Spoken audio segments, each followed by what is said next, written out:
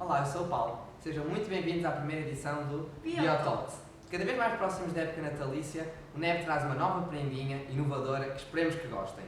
E isto é apenas um primeiro cheirinho. Olha, por falar em cheirar, sabias que é possível cheirar o Parkinson?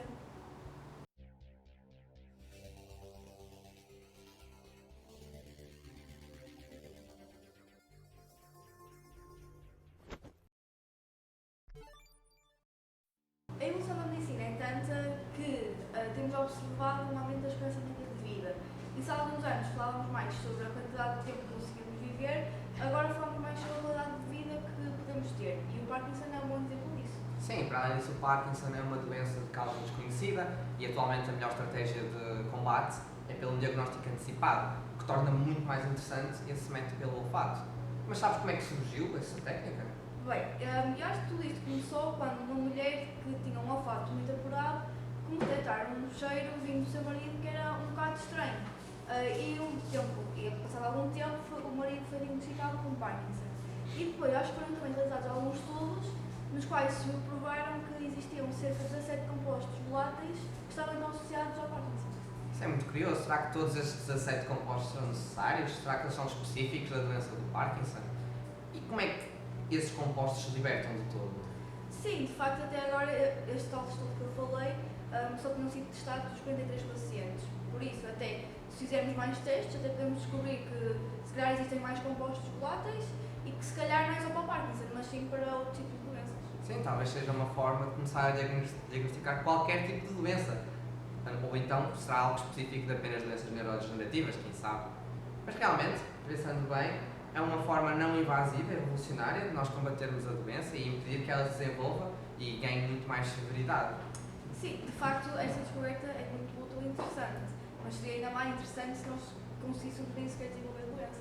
Olha que isso talvez não seja impossível. Como nós sabemos, é uma doença com grande predisposição genética e é possível conseguirmos detectar isso em embriões. Claro, só que para tal também é preciso que o próprio genoma dos embriões se mantenha estável, caso contrário, temos o stress de replicação. Stress de replicação acontece em zigotos humanos e quando a replicação do DNA é lenta e errática, por vezes ela não termina e fica parada nas forquilhas de replicação, que são aquelas estruturas que se formam no desenrolar do DNA. Tal pode levar a aneuploidias da segregação e a cortes do cromossoma. E quer haja então uma segregação segmentar do cromossoma inteiro, haverá então uma falência embrionária. Um próximo óbvio passo também seria, se calhar, determinar as causas do stress de replicação nos zigotos humanos, por exemplo. Sim, talvez este esteja ligado a propriedades únicas do zigoto, como sabemos é uma célula estaminal, ou então às mudanças abrangentes do genoma parental após a fertilização. Sim, talvez. Também acho que seria interessante, se calhar, investigar se o stress de replicação é um problema nas seguintes divisões celulares embrionárias e o porquê dos embriões ainda não terem evoluído para replicar o seu DNA e para segregarem os seus cromossomas de uma forma um bocado mais eficiente. Sim, se os embriões tivessem essa segregação inteligente, seria quase como serem superiores às restantes células e nós estamos habituados a pensar que é o cérebro que contém essa inteligência, ou seja, os neurónios. Talvez a origem da inteligência passe até pela capacidade das células, como os neurónios, aprenderem a jogar Pong. Ao longo da história, o significado da palavra inteligência tem-se vindo a alterar. E se na antiguidade clássica falávamos como inteligência com uma capacidade do ser humano de compreender e aprender, a partir do final do século XIX começamos a expandir este conceito também um bocado mais para o reino animal. Claro, no reino animal nós sabemos que os neurónios são a raiz do raciocínio e é possível controlar então a inteligência dos mesmos? Acho que sim. Aliás, já ouvi falar sobre um estudo que usava um jogo chamado Pong. Não sei se conheces. Sim, agora que mencionas, acho que já li que esse jogo tem sido bastante utilizado para a aprendizagem e estudo em organismos vivos, mas em que é que se baseava essa investigação? Basicamente, ao longo da experiência foi criado um ambiente interativo entre a plataforma do jogo e entre os neurónios, onde os impulsos gerados por estas células determinavam a movimentação da barra do jogo e os impulsos que eram gerados pelo computador davam aos neurónios a informação relativa à posição instantânea da bola ao longo do jogo. E depois, quando a bola atingia a barra, controlada pelos neurónios, né?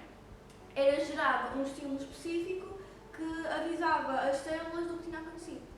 Então era tudo à base de estímulos elétricos.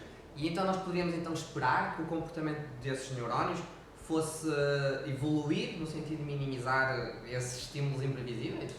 Exato, era até esperável que a rede dos neurónios melhorasse progressivamente a previsão da trajetória e também a própria movimentação da barra. Podemos então dizer que era possível controlar o comportamento desses neurónios, uma vez que é possível ter a capacidade de compreender os estímulos externos? Os micro-organismos são aqueles organismos que muitas vezes são ignorados por causa das suas dimensões, mas eles têm funções muito úteis. Não é só o facto de produzirem cerveja, não é? Mas foram eles também os responsáveis por tornarem a atmosfera respirável. Sim, tens toda a razão. Cada vez são mais usados em engenharias dentro. E o problema é que eles têm muito pouca autopreservação. Como sabemos, eles formam compostos tóxicos do seu metabolismo que levam à sua morte, o chamado suicídio ecológico. Ao dizer isso, até me deixaste a pensar, será que estes organismos já existiram noutros planetas e depois, por algum motivo, deixaram de existir?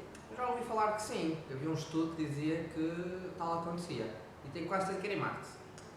Imagina então que esse estudo deve ter partido do facto da existência de uma harmonia perfeita entre os micro-organismos e a atmosfera marciana, neste caso, no qual, por exemplo, os micro-organismos consumiam o CO2 e o H2 e libertavam o metano. Exatamente.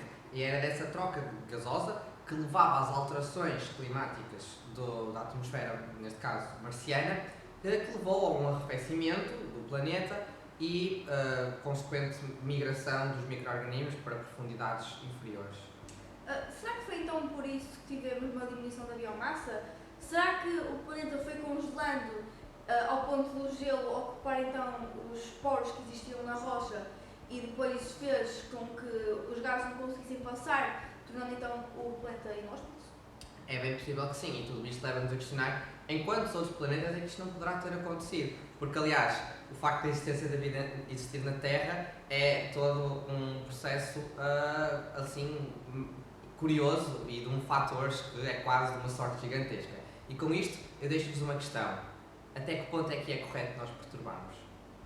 Para estas e outras questões que ficaram por responder, ficarem esclarecidas, podem ver os bionaus que se encontram no Linktree da página do Instagram do NEB, ou então iniciar uma própria discussão aqui em baixo nos comentários deste vídeo. Pedimos também que deixassem like, que seguissem a página do NEB e que dessem feedback desta primeira iniciativa. E, em princípio, cá estaremos para a próxima edição. Tchau!